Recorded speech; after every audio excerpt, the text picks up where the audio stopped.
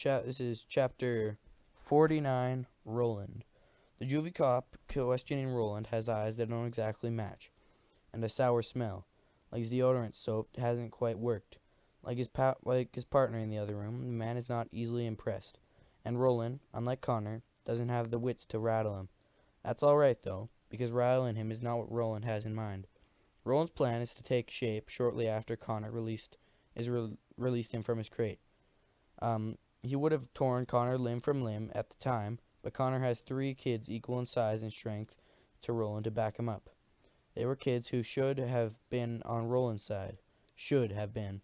It was his first indication that everything had drastically changed. Connor told him about the riot and about Clever. He offered a lame apology for accusing him of killing the Goldens, an apology that Roland refused to accept.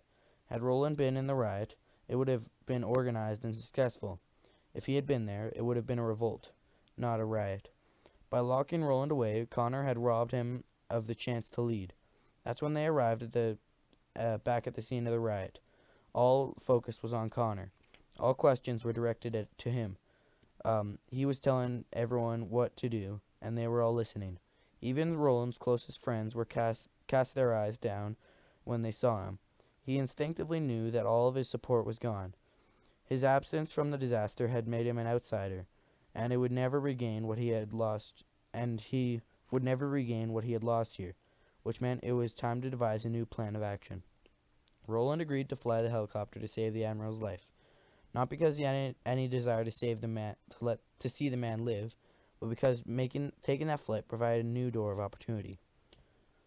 I'm curious, says the sour-smelling cop. Why would you turn in the other 2 kids when it means turn yourself in as well?